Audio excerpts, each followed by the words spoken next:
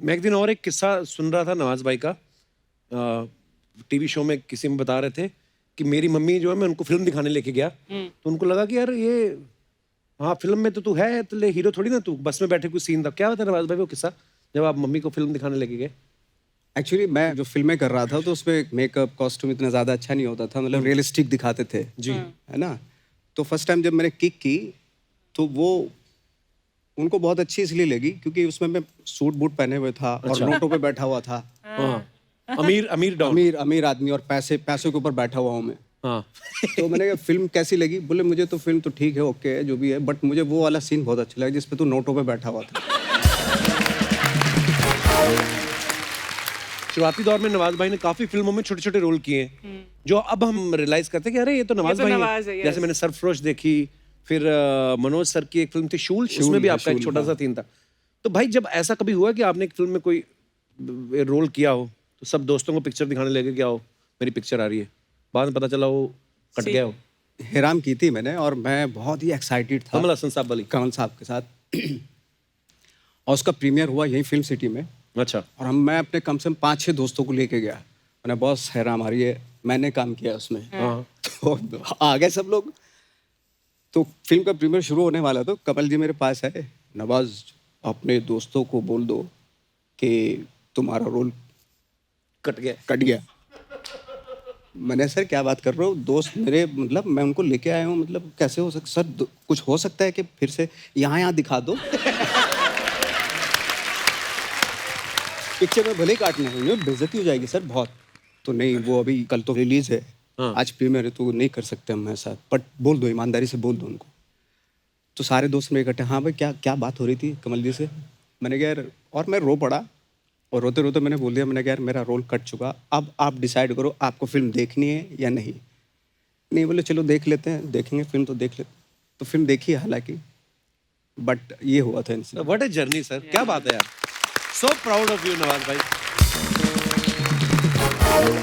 अच्छा, हालांकि पहले जैसे गाँव में ऐसा होता था भाई, अच्छा क्या करते हो? एक्टिंग करते हैं। नहीं वो तो ठीक है, लेकिन काम क्या करते हो बताओ। हाँ एक्चुअली तो वो बड़ा भारी पड़ जाता था वो सवाल हम लोगों पे। हाँ कि इसके नेक्स्ट अभी क्या बोले। हाँ क्या बोले।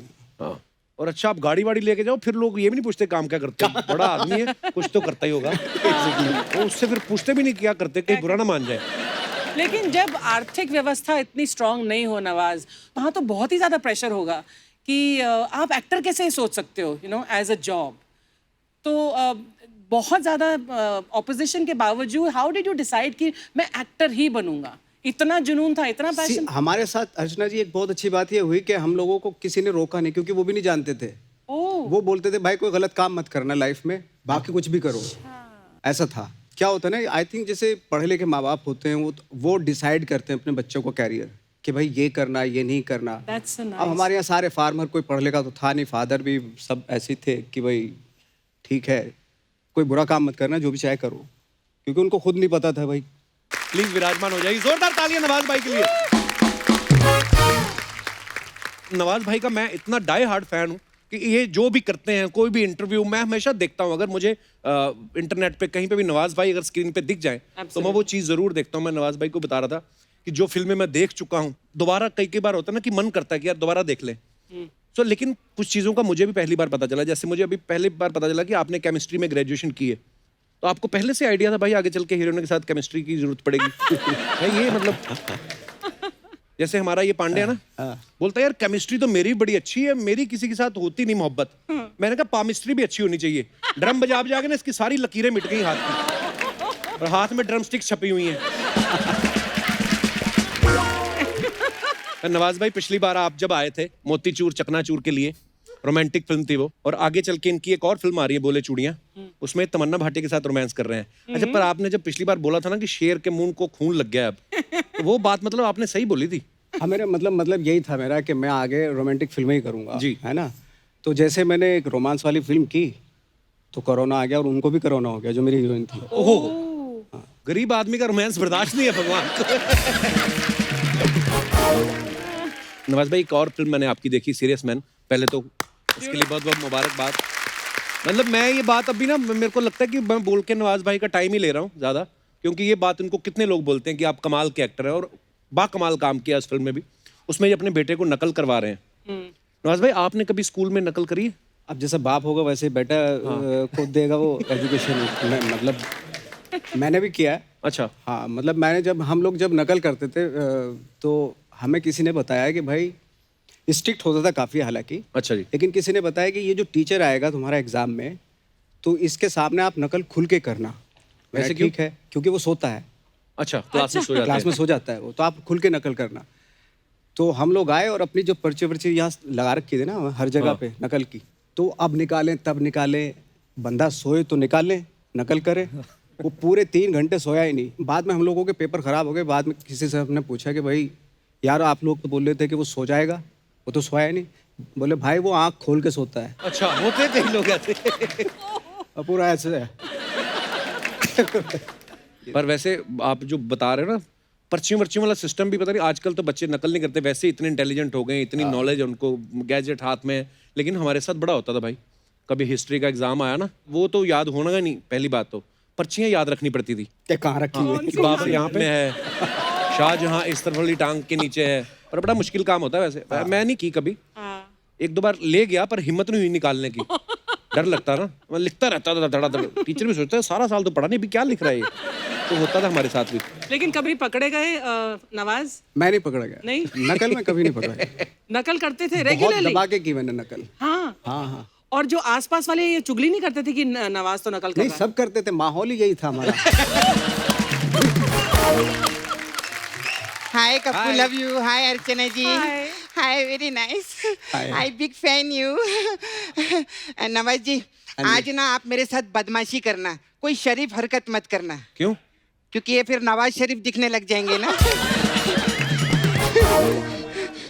मजा नहीं आया ना जोक में? नहीं, मजा आया, हंसा भी मैं। ये एक्चुअली क्या है, लॉकडाउन था ना, तो हम लोगों ने ये सब जोक बनाए थे, और अभी ईयर एंडिंग आ गया ना, तो हम लोग का क्लियरेंस का टाइम आ गया है। तो ऐसा रहता है ना, बोल बोल के खत्म करो। वैसे आप लॉकडाउन के बाद आए यहाँ, हमको बहुत अच्छा लगा। हालांकि आप लॉकडाउन से पहले भी आए थे तो हमको बहुत अच्छा लगा। तब भी अच्छा लगा। आज आप आए, आज भी अच्छा लगा है। बुरा कब लगा? नहीं, बुरा नहीं है, ऐसा नहीं। ये कहना हमारा ऐसा कॉन्ट्रैक्ट रहता है कि एंट्री पे तारीफ करने का रहता है हम लोग को। अच्छा, तो इसलिए हम लोग लगा। का एक मेन्यू सेट है। अच्छा, कैसे मतलब? ऐसे ही जैसे आप अभी आए, हमको बहुत अच्छा लगा। नहीं, कॉन्ट्रैक्ट या तेल लगाने। मैं नवाज जी को पीछे भी मिलेगी, बाहर भी मिलेगी ना, मैं इनको देख के यही बोलेगी कि आपको देखकर हमेशा अच्छा लगता है, इनके जैसा आर्टिस्ट ही नहीं है। वाह। पर मेन्यू क्या सेट रहता है वो तो बताओ, क्या बाकी जो बोलती हो आके? मेन्यू आपका वो- सेट। हाँ, वो मेन्यू रहता है ना, जैसे कि कोई फिल्म वाले आते हैं तो हम उनको बोलते हैं आपकी पिक्चर का प्रोमो देखा, बहुत अच्छा लगा। फिर वो एल्बम वाले आते हैं, फिर उनका गाना सुनते हैं, हम बोलते हैं आपका गाने का प्रोमो देखा, हमको अच्छा लगा। ऐसे रहता है हम लोग का तुमने menu। देखा रहता है? नहीं, देखा नहीं रहता है। हम लोग देखते नहीं। और आपके तो इतने बड़े फैन हैं, आप तो जानते हैं हमारे शो का फॉर्मेट कैसे रहता है। इसमें कुछ शुरू में लड़की बिड़की आती है, इसको छेड़ती बैठती है, ऐसे कुछ स्टार्टर टाइप रहते हैं वो लोग। और फिर बाद में एंड में जाके ये मेन कोर्स आता है ना? अच्छा, ये ऐसा रहता है कि नहीं? ये साइज के हिसाब से या टैलेंट के हिसाब से? अच्छा सवाल वो है। तो अभी मैं खुद का मुंह से क्या तारीफ करूं, मैं हूँ टैलेंटेड, क्या करूं मैं, क्या मतलब करूं? अभी तो खुद को मेन कोर्स बोल रही है। हाँ, तो मैं खुद का प्रमोशन नहीं करेगी क्या कप्पू? मैं सबका प्रमोशन करती है। हाँ। अरे खुद का क्या, बाप का, भाई का, दादा का, सबका प्रमोशन करेगी तेरी सपना। ओह वाह। सबका प्रमोशन बाप करेगी। का, दादा का, भाई का। हाँ। और मामा का?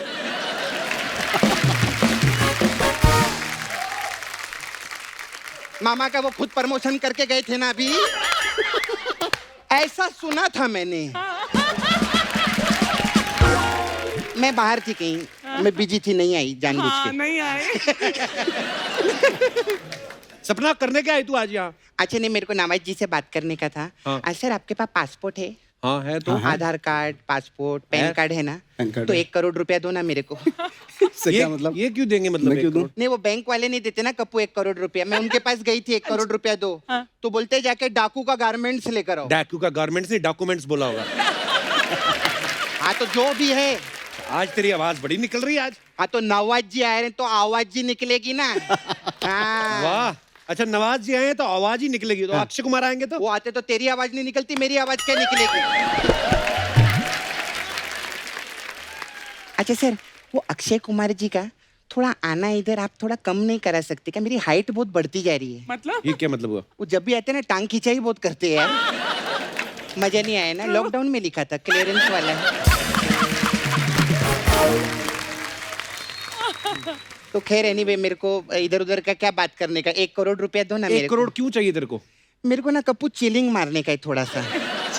हाँ सर, ये 2020 बहुत ऐसा डिप्रेशन में गए, बहुत बहुत ज्यादा। ऐसा टेंशन इतना। भला आप लोगों को तो धंधा चल रहा है बराबर। आपको क्या टेंशन? ठीक है, चल रहा है। हमारा तो इधर तेल का धंधा है ना। तेल का भी है? हाँ है ना इधर मसाज पार्लर। कितने धंधे कर रखे हैं आप? मेरे को क्या है, मैं पहले 1 करोड़ क्यों मांग रही हूँ उसका मैं रीजन बताती है। पहले मैं बंगला लेगी, फिर गाड़ी लेगी, घोड़ा लेगी, घास लेगी, दूध लेगी। ए, घोड़े दूध नहीं देते। अरे दूध वाले से दूध लेगी रे। तू मेरी राइमिंग पे मत जा। हाँ, फिर मैं घोड़ा दिखा के हफ्ता वसूली भी करेगी। घोड़े से हफ्ता वसूल लगी मतलब हाँ, कैसे? जैसे फिल्मों में नवाज जी करते, घोड़ा दिखा के। अच्छा वो अच्छा। वो वो तेरे को क्या लगा तबड़िक तबड़िक वाला घोड़ा क्या? अरे नवाज जी आए तो मैं वो घोड़े की बात करेगी ना, वो घोड़े की बात क्यों करेगी? Okay, okay. सर घोड़े के बारे में मेरे को एक चीज जाननी थी, ये पीछे से क्यों लात मारता है घोड़ा? अब ये तू दूसरे घोड़े के बारे तो में बार क्यों बार पूछ एक रही? ही घोड़े के बारे में थोड़ी पूछेगी, दूसरे घोड़े के बारे में भी तू पूछ लेते, उनको सबका नॉलेज है। क्या रे कप्पू तू भी? तो यही सब करने आई है सपना? नहीं नहीं, मेरे को एक्चुअली काम था। क्या? मैं आपका वो पिक्चर दिखी थी मांझी माउंटेन मैन। हाँ। उसमें आप इतना पहाड़ भीड़ तोड़ दिए थे ना। हाँ। आप प्लीज नाला सुपारा में आइए, और मेरा छावा है ना मुकेश, उसको तोड़ दो आप। उसको क्यों तोड़वाना है? अरे मेरे के साथ उसने अच्छा नहीं किया, बहुत बड़ा धोखा किया मालूम। दिवाली पे कप्पू मेरे को बोला घर पे आ, मैं तेरे को सरप्राइज दूंगा। मैं घर पे गई, बोलता है आंख बंद कर, रिंग वाली फिंगर ऊपर कर। मैं सर उंगली ऊपर की, आंख बंद की, उसने मेरी उंगली सॉकेट के अंदर डाल दी।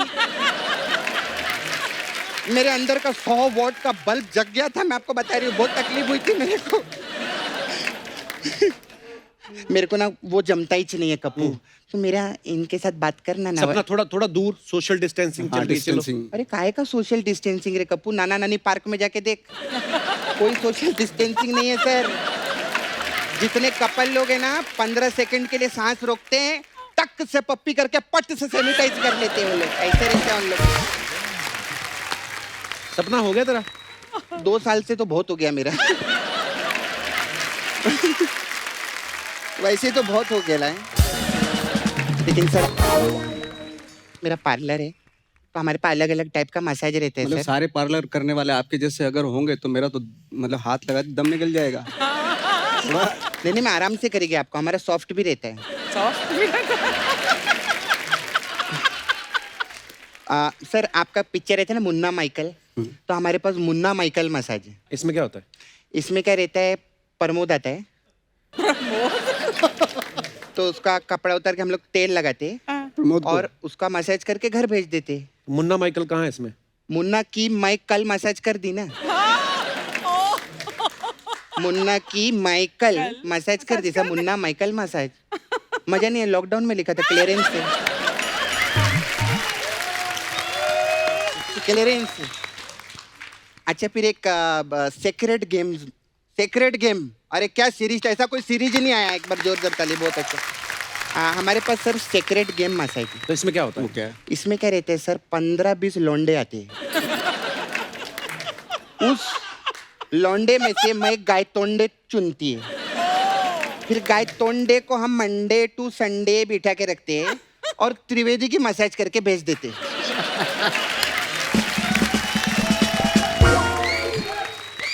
त्रिवेदी का मसाज क्यों किया? अरे सब मर जाएंगे, सिर्फ त्रिवेदी बचेगा। खैर अभी हमारे पास एक बहुत अच्छा मसाज है, नेटफ्लिक्स मसाज। इसमें क्या होता है? इसमें क्या रहता है सर, 5 तारीख को हमारे पास कस्टमर आते हैं, हम बोलते थे नो गो, आज मसाज नहीं होगा, वो जाता है। फिर वो 6 तारीख को फिर आता है, बोलता है मसाज, हम बोलते नो गो इधर से। ऐसा रहता है हम लोग तो का। मसाज क्यों नहीं कर रही? मैं नेटफ्लिक्स देखूं या कस्टमर का मसाज, मुझे मालूम है इस बात पे कोई हंसी नहीं है। हाँ। अभी लेकिन प्रमोशन नाम की भी कोई चीज रहती है ना। पैसा आता है। आप नेटफ्लिक्स देखते हैं? हाँ। आपको कहाँ पैक किधर मिला 199 का? कमाल है आपको। इसका मतलब चेक आ गया इनका चैनल पे। बहुत अच्छा। अभी मैं जाती है मेरा अच्छा, हो गया ना? हाँ, अभी मेरे पास बहुत आर्टिस्ट लोग भी आते हैं ना। वो आते हैं, शरद केलकर है ना, वो परसों ही मेरे साथ खेल कर अपना केलकर छोड़ गया था। तो मैं अभी उसके साथ खेल कर उसका केलकर वापस छोड़ कर आई। लेकिन वो मस्त केलकर है। हाँ, अच्छा, एक साथ दो के प्रमोशन करते हैं, नेटफ्लिक्स और केलकर का। जो दोनों आर्टिस्ट नहीं आते उनका भी करते हैं हम, ऐसी बात नहीं है हमारे शो में सबका। ठीक है, मैं बाय।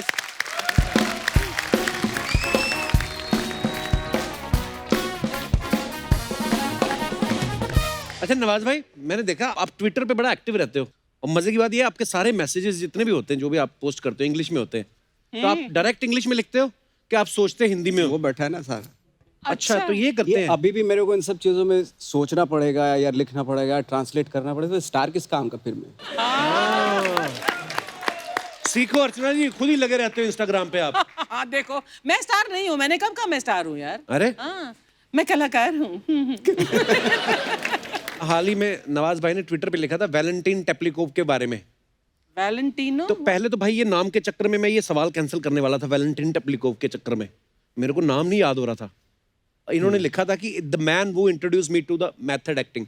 तो भाई ये मेरा सवाल ये है कि ये जो वैलेंटीन टेप्लिकोव, ये क्या होता है? एक्चुअली नाम है, रशियन थिएटरिस्ट थे ये, डायरेक्टर। अच्छा जी। उनके साथ हमने प्लेस भी किए, वर्कशॉप भी की है, मेरे गुरु भी रहे हैं वो। वाह। तो उन्होंने मुझे सिखाया था ये सब मेथड एक्टिंग के बारे में। वाह। फर्स्ट टाइम मैं, मतलब मुझे इंट्रोड्यूस किया उस जब आप तरह की NSD जो- में- NSD NSD में में जब मैं था। ओके, वाह। तो अब फर्स्ट टाइम मुझे पता चला कि कैरेक्टराइजेशन क्या होता है, ये वो सब। तो इस तरह की मैं उनकी बहुत इज्जत करता हूँ, बहुत रिस्पेक्ट करता हूँ उनकी। बट अनफॉर्चुनेटली रिसेंटली अभी वो मास्को में थे और उनकी डेथ हो गई। तो it so was sad. so but ये स्टैनिस्लैव्स्की का मेथड यूज करते थे। जी, स्टैनिस्लैव्स्की के जो स्टूडेंट थे उनसे डायरेक्ट इन्होंने ट्रेनिंग लिया मास्को में। ओह, ओके, सो दैट मेथड, हाँ, द मेथड। भाई एक बात और आपसे पूछनी थी, जो भी आदमी एक्टर बनने आता है, छोटे शहर से आता है, तो ना पहले तो क्रिटिसिज्म घर वालों का ही झेलना पड़ता है, गांव वालों का झेलना पड़ता है। लो जी, जैसे मैं भी ड्रामा वामा करने जाते तो लोग बोलते हैं ये ड्रामे करता रहता है, काम कुछ नहीं करेगा, ड्रामा को काम ही नहीं मानते थे। तो आपके साथ भी तो ऐसा होता होगा कि और लो जी अभी एक्टर बनने चले हैं, तो वो जो लोग, अब आप सुपरस्टार बन गए हो, तो जब आप वापस जाते हो वो मिलते हैं लोग? मैं नहीं मिलता उनसे।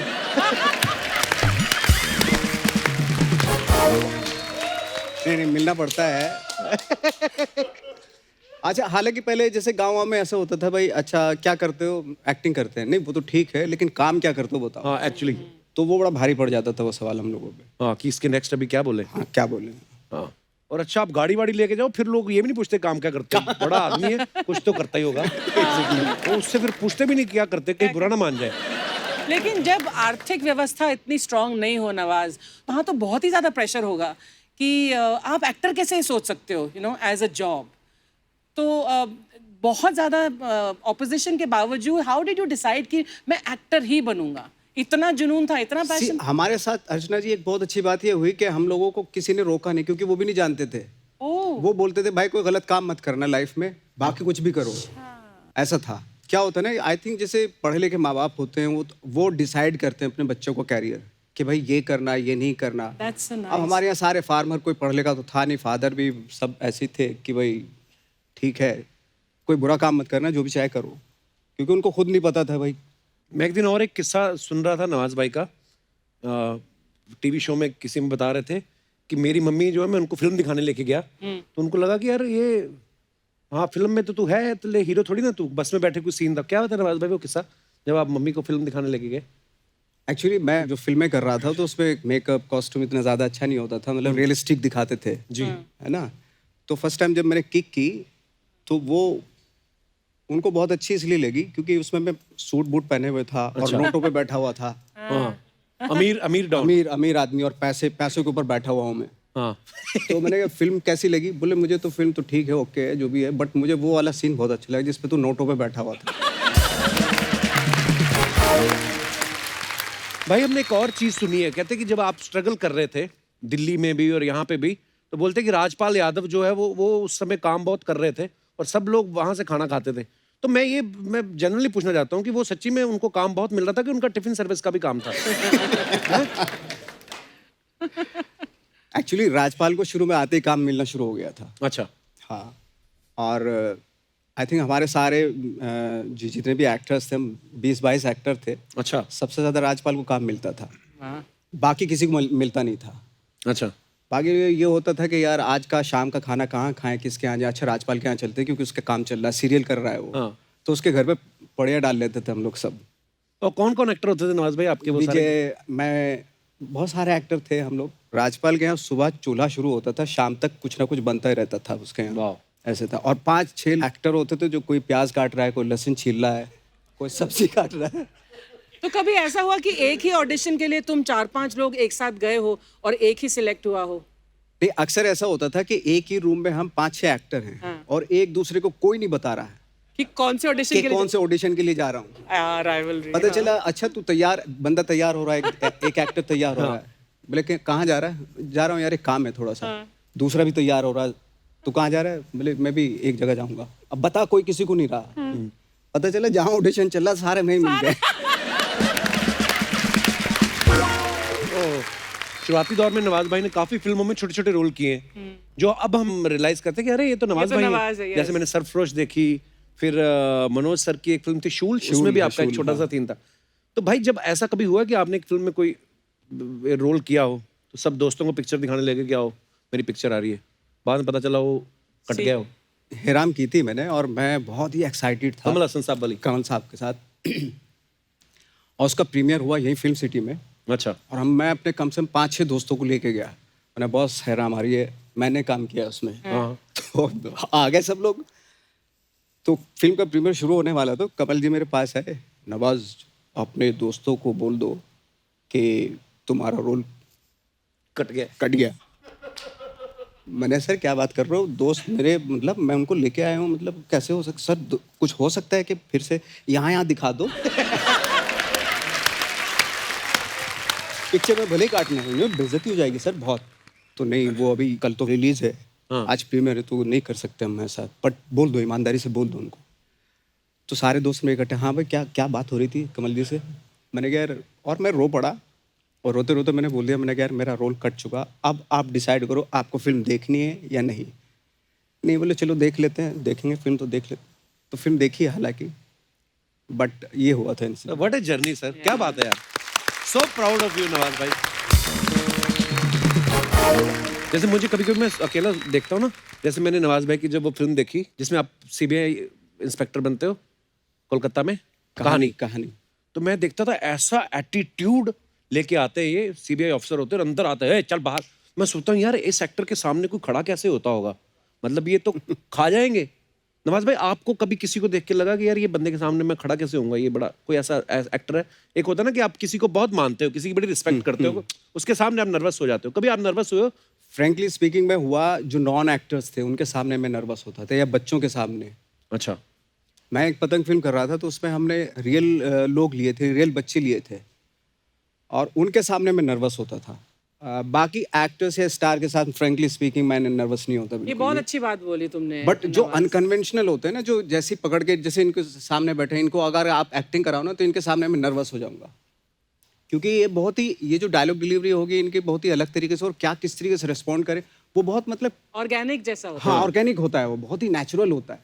उसके सामने मतलब हालत खराब हो जाती है इन लोगों के सामने, और मैंने एक्सपीरियंस भी किया है ये। मैं डाई हार्ड फैन हूँ भाई आपका, I love you. Thanks you. और मैंने एक और चीज़ सुनी, कहते हैं कि इंडस्ट्री के जो बहुत सारे एक्टर्स हैं उनको लॉन्च से पहले नवाज भाई जो है वो एक्टिंग स्कूल में ट्रेनिंग भी देते रहे। भाई कौन कौन थे एक्टर्स वो जो उनको आप ट्रेनिंग देते रहे? बहुत सारे एक्टर्स थे, शुरू में जब काम नहीं मिलता था तो क्या करते थे, यही वर्कशॉप कर लिया, यही सब करते थे। जैसे कुछ दिन रणवीर सिंह की भी क्लास ली मैंने, राजीव खंडेलवाल थे उनकी भी क्लास अच्छा, ली, हाँ वाह। उनका तो काफ़ी लंबा। और शत्रुघ्न साहब के बेटे थे, उनकी अच्छा, भी लव। उनकी भी हाँ लव, उनकी भी क्लास, तो काफ़ी क्लासेस लेता था, क्योंकि काम वाम धंधा होता नहीं था कुछ भी उस वक्त पे। एक किस्सा था एक्चुअली, मैं एक बार जिस एक्टर को मैं ट्रेन कर रहा था, वो फिल्म में ऑलरेडी लॉन्च होने वाला था, तो उसको मैंने एक्सरसाइज दी एक, ऐसे ही लोखंड वाले के पीछे ले जाके कि एक डायलॉग है, उसको कंटिन्यूसली बोल। तो डायलॉग था कि मैं एक्टर नहीं हूँ, और इसको रिपीट करता जा, मैं जब बोलूँगा कि रुक जा तब रुकना, उससे पहले मत रुकना। तो वो बोलते जा, मैं एक्टर नहीं हूँ, मैं एक्टर नहीं हूँ, मैं एक्टर नहीं हूँ, मैं एक्टर नहीं हूँ। और बीच बीच में उसको गुस्सा भी आया, हंसा भी, रोया भी, सब कुछ उसी डायलॉग में होता रहा उसका। मैंने तू करता रहे, मैं अभी आ रहा हूँ जरा। तो मैं वहीं पास में फ़ोन पे किसी से बात कर रहा, मैंने की, तो मैं बोला उसको, डायरेक्टर से बात कर रहा था। मैंने, सर मैं नवाजुद्दीन सिद्दीकी, मैं नेशनल स्कूल ऑफ ड्रामा से हूँ और मैं आपके साथ काम करना चाहता हूँ, मैं एक्टर हूँ। और उधर से आवाज़ है, मैं एक्टर नहीं हूँ। मतलब मैं एक्टर हूँ। तो ये सच्चा। बाद में मुझे पता चला कि जो लॉन्च कर रहे थे उस एक्टर को, उसी डायरेक्टर को मैं स्ट्रगल कर रहा हूँ, उसी डायरेक्टर को फ़ोन कर रहा था मैं। ओह वाओ, इस तरह की भी सच अ चीज़ें हुई। Unique story. पर नवाज भाई की एक बड़ी खासियत है, आप जिसके बड़े फैन होते हैं आप पता चल जाता है कि ये बंदे ने खुद की तरफ से किया है। जैसे बहुत सारी फिल्मों में, जैसे अभी बदलापुर की मैंने हमेशा जिक्र करता हूँ कि ये धमकी देते हैं इतने प्यार से कि इनकी गर्लफ्रेंड होती है हुमा कुरैशी, और ये दूसरे को बोलते हैं कि इसको तंग नहीं करने का, और वो बालकनी में खड़ा है और नीचे खड़े होके बोल रहे हैं मैं पता नहीं कितने मर्डर किया हूँ, अभी अभी जेल से आया हूँ, आपको भी ठोक दूंगा, गुड नाइट। इतने प्यार से, इतने ऐसा प्यार है। से धमकी दे के गुड नाइट बोल के जा रहे हैं। हाँ, मतलब एक रेस्पेक्ट तो है ही ना, बड़ा आदमी है। और एक फिल्म मैंने देखी इनकी, हरामखोर, उसमें ये टीचर बने होते हैं, इनकी बीवी छोड़ के जाने लगती है और ये लेट जाते हैं, कहते तू मेरी लाश से ऊपर से निकल के जाएगी, तो वो चली भी जाती है उठ के, खड़े होते कहते चल पे। ओए ओए। मैं बहुत हंसा था नवाज भाई को देख के, मैंने रिवर्स कर करके देखा सीन, और मैंने फिर नवाज भाई से पूछा, नवाज भाई आपको लिख के दिया गया? कहते नहीं वो ऐसे हो गया, पर वो जो हो गया है ना वही एक मतलब कमाल के। पर वही नवाज भाई, जैसे लोग बोलते हैं बहुत सारी इंटरव्यूज में ना, लोग आपको बोलते हैं कि यार आपने बहुत स्ट्रगल किया, और पर मुझे ये लगता है कि आपका ये जो रियाज हुआ है स्ट्रगल के दिनों में, ऑब्वियसली मतलब जैसे फिल्मों में छोटे छोटे रोल किए, वो मुझे लगता है एक एक्टर के लिए शायद ये भी जरूरी होता है नवाज भाई। हाँ, आई थिंक मेरे लिए तो बहुत फ़ायदा किया उसने, क्योंकि मैंने उस स्ट्रगल के दौरान हज़ारों लोगों से मिलता जुलता था, मैं बातें करता था, उनको ऑब्जर्व भी करता था, और जब फाइनली जब मेरा काम शुरू हुआ तो वही हज़ारों लोग, लाखों लोगों में से वही कैरेक्टर्स बन गए। राइट, ये हुआ। पर नवाज भाई जैसे हम लोग, जैसे अभी आपने कहा कि उन हजारों लोगों से मिलते हो, उसके बाद जब आपका काम शुरू हो गया, फिर आपको नहीं लगता कि दायरा सिमट जाता है यार? Exactly. वो लोगों से मिलना जुलना कब, फिर उसके उस समय क्या करना चाहिए फिर? आई थिंक मुझे लगता है कि उसके वो बहुत पेनफुल प्रोसेस होती है जब आप मिलना छोड़ देते हैं ना, आम लोगों से मिलना छोड़ देते हैं, वो बहुत ही, फिर क्या होता है, वो stock character, stock emotion, stock हर चीज़ एक लिमिटेड क्लीशेड हो जाती है। Right. कि अच्छा ये रोल मिला है तो उसको ऐसे करना फिर है, आप ऐसे अपने आप को रिपीट करने लगते रिपीट करने लगते हैं। वो आई एम सॉरी टू से, बट ये स्टार्स के साथ ऐसा होता है, क्योंकि वो हमेशा अपने आप को शीशों के घरों में बंद कर लेते हैं। राइट, ये होता है डेफिनेटली, और वो जानते भी हैं इस चीज़ को, उनकी मजबूरी है कि वो बाहर जा भी नहीं सकते। और यही रीजन है जब आपका मन होता है, कभी आप गांव चले जाते हो, कभी इधर घूमने। मुझे अच्छा लगता है, मैं अपनी लाइफ को मतलब उसी तरह से गुजारूं, क्योंकि कहीं ना कहीं मुझे एक होता है ना, एक सैचुरेशन पॉइंट आता है आपकी लाइफ में, कि तब आपको लगता है कि यार बहुत ज़रूरी है, जाओ लोगों के बीच में, उनके इमोशंस को समझो, उनकी प्रॉब्लम को, इनसिक्योरिटी को, कॉम्प्लिकेशंस को, उनको जानो, उनमें हिस्सा बनो, तो Right. इन्हांस ही होता है एज एन एक्टर। बिल्कुल, बड़ी बड़ी पते की बात बताई नवाज भाई आपने। तो भाई लंच बॉक्स में भी शायद आपने जो किरदार किया था, वो भी आप, वो क्या किस्सा सुनाओ ना जरा एक बार, मुझे तो पता है पर मैं चाहता हूँ हमारे दर्शकों को बताओ। एक्चुअली एक मेरे दोस्त थे जिनके साथ मैं रहता था, और उसका स्टाइल मुझे बहुत अच्छा लगता था। मैंने कहीं अगर मुझे फिल्म मिल गई तो इसका मैं पूरा कॉपी करूँगा इसको। तो लंच बॉक्स में वो अपॉर्चुनिटी मिली मुझे, और मैंने पूरा कॉपी उसको करके और आ गया, मैं उसी के साथ रहता था। तो 2-3 साल बाद फिल्म रिलीज़ हुई, तब तक मैं उसके साथ नहीं रहता था, कहीं शिफ्ट हो गया था मैं दूसरी जगह पे। तो उसने देखी फिल्म, ही रिकॉग्नाइज, और मुझे उसने मैसेज किया, I saw lunch box, thank you, सिर्फ इतना मैसेज। और उसके बाद क्या हुआ, वो कहीं भी स्ट्रगल ऑडिशन देने जाता था तो वो ऑडिशन दे के आता था, लेकिन उसका सिलेक्शन इसलिए नहीं होता था कि यार ये कैरेक्टर मत कर, क्योंकि ये नवाज करके जा चुका। तो वो कैसे बोलता था कि नहीं नहीं मेरा खुद का है? हाँ, वो बोलता था कि ये तो मैं हूँ। हाँ, हम कैरेक्टर नहीं किए हैं, ये ओरिजिनली हम हैं, वो हमारा कॉपी किए हैं। तो इस तरह होता था उसके साथ। नवाज भाई ने एक बड़ी अच्छी लाइन बोली इसी के ऊपर, मिमिक्री के ऊपर, नेटफ्लिक्स में जो सीरीज है, कहते हैं जो एक्टर किसी को मिमिक्री करता है मेरे हिसाब से वो सबसे घटिया एक्टर। वो तो पर वो कैरेक्टर बात है। सही थी कि नहीं, आप किसी को कॉपी मतलब मिमिक्री एक अलग हाँ, फॉर्म मिमिक है, अलग करना, अलग फॉर्म है। राइट। बट मैं कह रहा था कि जो बायोग्राफीज होती है ना, या रियल कैरेक्टर जब करते हैं, जैसे आपने ठाकरे मूवी की भाई, वो कमाल था, पर वो आपका पॉइंट बड़ा अच्छा था। आपने कहा कि यार किसी ऐसे इंसान की बायोपिक करना जिसको भी हाल फिलहाल ही में आपने देखा है और लोग इतना उनको मानते हैं, और फिर उस किरदार को पर्दे पे जीना बहुत बड़ा चैलेंज होता है नवाज भाई, बहुत और आपने challenge उतना ही बखूबी निभाया उसको। बट उसी में डर होता है कि आप इमीडिएटली मिमिक्री ना कर पाए, Right. कर दें या कॉपी ना कर दें उसकी, वही एक बहुत बड़ा चैलेंज होता है actually। राइट, आपको पता है नवाज भाई, आपकी मिमिक्री बहुत सारे लोग करते हैं अभी यूट्यूब पे, बहुत सारे स्टैंड वो अप कॉमेडियन है, फिल्म्स की वजह से एक फिल्म में वो एक करेक्टर, आवाज हाँ, की- जो आपने किया वो रहता है उसकी वैसा, वजह से, हाँ। ऑब्वियसली। तो कैसा लगता है जब लोग तुम्हारी मिमिक्री करते हैं? It's I a- think you- मुझे बहुत बुरा फील होता है फ्रैंकली स्पीकिंग। मुझे लगता है कि मेरी वीकनेसेस हैं ये, क्यों? जिनको मुझे सी आपकी कोई मिमिक्री कर रहा है तो कहीं ना कहीं आप बंध रहे हैं, उस स्टाइल में बनते जा रहे हैं, which is absolutely wrong actually. Okay okay. पर वो भी किसी एक, जैसे आपने कहा, पर्टिकुलर कैरेक्टर की करते हैं कि Particular यार हाँ, सुबह then it's जैसे okay। आपने किक में किया, कुछ छोटे छोटे मैनरिज्म है Correct, यहाँ, correct। तो वही करते हैं। हाँ, वो मैनरिज्म करेक्ट है। राइट, और वो सारे स्टूडेंट्स ही हैं, वो और ऑब्वियसली जो आपको पसंद करते हैं वही करते हैं। But as a true artist Nawaz, तुमने कहा कि मैं अपनी वीकनेस समझता हूँ कि कोई मुझे ऐसा कॉपी कर सकता है क्योंकि मैं इसका मतलब बंध रहा हूँ एक exactly। पर्टिकुलर दायरे में। एब्सोल्युटली। ये एपिसोड दिखा के इधर नए जो एक्टर बनना चाहते हैं उनसे पैसे लेंगी ये।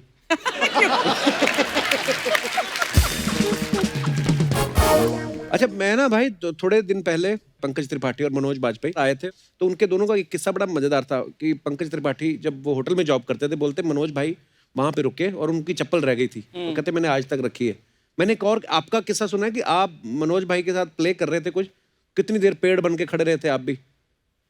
आई थिंक 2.5-3 घंटे का प्ले होता था वो। अच्छा, और मनोज भाई उसमें रीच बने हुए थे। रीच बने हम हुए लोग थे? पेड़ बने हुए थे, विजय राज, मैं, हम लोग पेड़ बनते थे दिल्ली में। अच्छा। मनोज भाई फेमस हो चुके थे उस समय? मनोज भाई की बैंडिट क्वीन की शूट कर रहे थे वो। Okay, okay. और लेकिन थिएटर में बहुत फेमस थे वो, Okay। थिएटर वर्ल्ड में बहुत फेमस थे।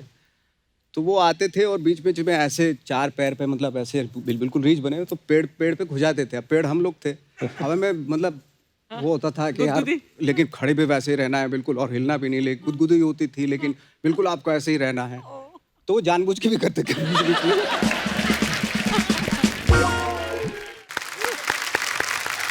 नवाज भाई, स्टार्स के बारे में अफवाहें उड़ती रहती हैं, आपके बारे में कुछ अफवाहें आई हैं। एक अफवाह ये है कि आपके गांव में आपको तीतर पहलवान नाम से बुलाते थे। ये बात सही है? एक्चुअली मैं पहलवानी करता था बचपन में। क्या बात कर रहे हाँ हो? हाँ, मैं मतलब कोई 20-22 साल का था, अच्छा, तो मुझे अखाड़े में डाल दिया था मेरे फादर ने, लेकिन मैं बहुत पतला दुबला था। अच्छा, तो जब मैं अखाड़े में कंपटीशन के लिए जाता था तो मेरा फैसला 1 मिनट में हो जाता था। ज्यादातर मैं पिट के ही आता था, या तो मुझे मार देता था, या 1 मिनट में दाव में बहुत अच्छा था मैं। अच्छा, हाँ। या तो मैं दाव मार के उसको पटक देता था, या मैक्सिमम तो मैंने 90% हारी हैं कुश्तियाँ। और फिर तुम्हारे पिताजी वापस तुम्हें अखाड़े में डाल देते थे? हाँ, मतलब ले जाते थे कि पहलवानी कर यार, तू बहुत ही पतला दुबला है, कमजोर आदमी है। आपको शौक था करने का पहलवान? मुझे शौक नहीं था। अच्छा, मतलब मेरे आपको शौक father होता ने- तो आप कर भी लेते? हाँ, बट मेरे फादर ने डाला मुझे। मेरे पिताजी मेरे को कुश्तियाँ दिखाने लेके जाते थे, तो मेरे फादर पहलवान थे, तो पहलवानी से रेसलिंग में आए। तो मेरे जो मम्मी पापा की शादी हुई ना, तो मेरे पापा पता कौन से वाले पहलवान थे? एक तो होते ना गांव के पुराने जो मिट्टी में लड़ते थे, अब तो मैट पे होने लगी कुश्तियां और बॉडी सूट आ गए हैं। पहले लंगोट ही पहन के मिट्टी में करते थे, और गांव के जो पहलवान होते थे टेक्निक वाइज अपने दाव पे जाते थे, पर वो हार्डकोर वेट ट्रेनिंग ये सब नहीं होता था, और पेट हमेशा निकले ही होते थे। जो दिल्ली साइड के पहलवान होते थे, जो दिल्ली हो गया, जब मुंबई से पहलवान आते थे, तो ये हमेशा पेट नहीं बढ़ने देते थे। तो मेरे पापा ने कभी पेट नहीं बढ़ने दिया। दूसरा, उस्ताद जी को बोलते थे मेरे कान नहीं तोड़ने आपने, मैं सुंदर दिखना चाहता हूँ। अच्छा। तो पहलवानी करते थे, पर पता नहीं था ना, मतलब गांव में तो जब शादी करने गए तो मेरे नाना को बोला सबने कि ये पहलवान है। डैडी थे फिट स्लिम वाले, तो बोलते इतने पहलवान, तो गांव का पहलवान था बच्चों पहलवान, मुझे याद है, मैं स्टोरी क्योंकि मम्मी ने भी सुनाई। तो उन्होंने बोला कि बच्चों पहलवान से कुश्ती कराओ। तो मेरे डैडी को उतरवा के सेहरे वहरे लंगोट पहनवाया शादी के वक्त? हाँ, शादी के वक्त। उस समय तो ये एंटरटेनमेंट ही होता था। तो वही, पर वो फैसला 1 मिनट में हुआ डैडी कहते, क्योंकि वो पहलवान जो था ना वो वैसे ही फैला हुआ था। तो डैडी छा गए वहां पे। अच्छा। तो मैं पूछता डैडी, मैं कहा अगर आप कहीं हार जाते तो ये मम्मी तो आपको बोलने ना देती सारी पर वाकई उस समय एंटरटेनमेंट ये सब होती थी चीजें। वाह, बहुत मजेदार। हाँ, हाँ। नवाज भाई, एक अफवाह ये है कि पुराने जमाने में कई लोग कबूतर के गले में चिट्ठी बांध के भेजा करते थे। आपने इससे इंस्पायर होके पतंग में लव लेटर बांध के लड़कियों के छत पे गिराए हैं। लड़कियों के, लड़की के, हाँ, एक लड़की के, अच्छा, एक ही लड़की के पतंग से बांध के? पतंग से बांध के। तो गिरी पतंग पूरी ठिकाने पे? नहीं, जब हवा होती थी तभी करते थे ये हरकत हम, हाँ। कि पतंग में मतलब चिपका के लेटर और भेज दिया उसकी बालकनी पे। लेकिन फिर 8 दिन वेट करना पड़ता था क्योंकि हवा किसी फिर- दूसरी साइड की हो जाती थी। फिर वो पतंग वापस भेजती थी या नहीं? फिर 8 दिन के बाद मतलब हवा उस तरफ की हुई, फिर पतंग के भाई हाँ जवाब तो दे दो। तो जवाब आता था? फिर जवाब आता था। कई बार ऐसे हुआ कि उनके पापा ने देख लिया, ओह गॉड। मुझे भी देख लिया दूर से कि यही है, तो फिर आया जवाब उनकी तरफ से? तो मैं गायब हो चुका था। वाह यार। अच्छा, टेक्नोलॉजी आने से ना ये सब चीजें जो होती है ना, रोमांस, रियल हाँ रोमांस। रियल रोमांस जो, इसीलिए मुझे गैंग ऑफ वसेपुर में वो रोमांस बड़ा अच्छा लगा था। जब बोलते हैं हाथ पकड़े, नहीं बहुत वो बढ़िया इतना सीन। मजेदार था ना सीन। वो मेरे साथ रियल लाइफ में हुआ था। हाँ मैंने सुना है वो कि वो रियल किस्सा था। हुमा ने बताया था कि रियली हाँ मैंने उनसे पूछा, मैंने कहा आप तो एक तो नवाज भाई, कहते हम नवाज भाई की रिस्पेक्ट इतनी करते हैं, वो इतने कमाल के एक्टर हैं। मैंने कहा आपने नवाज भाई बोल के सीन से ठीक पहले उनके अंदर का शाहरुख खान ही मार दिया। वो तो अच्छे एक्टर हैं, ये फिर भी कर गए। और कोई एक्टर को आदमी भाई साहब बोल के भाई बोले तो फिर भी वो सीन कहाँ से होगा? पर कमाल था सर वो। भाई एक अफवाह ये है कि माँ बाप बच्चों को झूठ बोलने पे डांटते हैं, पर आपके घर में उल्टा था। पापा जी काफी झूठ बोल जाते थे आपसे कभी कभी, है? बहुत बोलते थे। क्या क्या बोलते थे आपको? एक्चुअली हमारे दिल्ली के पास है हमारा गांव, जी। तो दिल्ली उनका आना जाना होता था। मैंने दिल्ली आप जाते हो, बहुत जाते हो, मतलब रीज़न क्या है जाने का? तो बोलते यार मैं जाता हूँ, पार्लियामेंट जाता हूँ मैं पार्लियामेंट जाता हूँ। और जब बच्चन साहब जो है नए नए MP हुए थे, नए नए, अच्छा MP। तो मैंने कहा वो तो वहाँ पे बच्चन साहब भी मिलते होंगे। बोला हाँ मिला मैं उनसे। और मैंने पूछा उनको, वो काफ़ी मोटे हो रहे थे। मैंने भाई हेल्थ वेल्थ का ख्याल रखो, ये क्या है? अरे भाई क्या बोले नवाब साहब, पॉलिटिक्स में आने के बाद ये सारी चीज़ें जो है हो जाती है। अच्छा, पूरा सुनाते थे हाँ, आपको? पूरा सुनाते थे वो।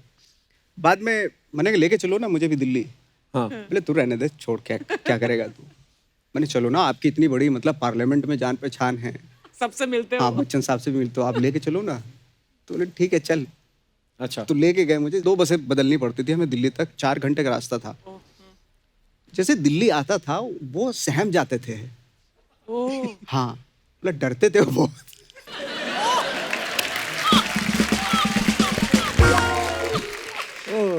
बोले उधर नहीं जाना, इधर से चलिए, उधर ये सब करते रहते। टोका टोकी बहुत होती थी। मैंने कहा आप इतने क्यों सहमे सहमे से क्यों, कुछ तो बोलो।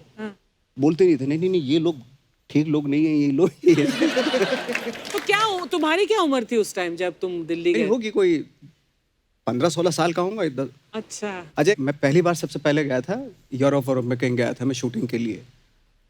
तो मैं तो यूरोप कहाँ गया था, बुल्गारिया। हाँ। अच्छा। तो मैं आया, अपने फादर से बोला कि मैं तो गया था, मैं बुल्गारिया, सोफिया कैपिटल है वहाँ का, वहाँ गया था मैं, वरना भी गया था। बोले वहाँ तो मैं भी होके आया हूँ। आप कब गए थे? मैं गया था और बहुत अच्छा एरिया है वो। बोला सड़कें बहुत अच्छी, साफ सफाई बहुत है वहाँ पे। मैंने कहा आप अपने पासपोर्ट दिखाओ। बोले पासपोर्ट तो दे अभी रखा होगा। तब मुझे पहली बार पता चला कितना झूठ बोलते हैं वो। ओह सो स्वीट, दैट इज। भाई एक अफवाह आपके बारे में ये है कि सुबह 5 से 7 आप अपने घर की बालकनी में आते हो और अपनिच भगवान है बोल के आशीर्वाद देते हो। ये कभी नहीं मैंने कहा। पुनीत भगवान। इसी के साथ ही अफवाहें समाप्त हुई। बहुत बहुत धन्यवाद।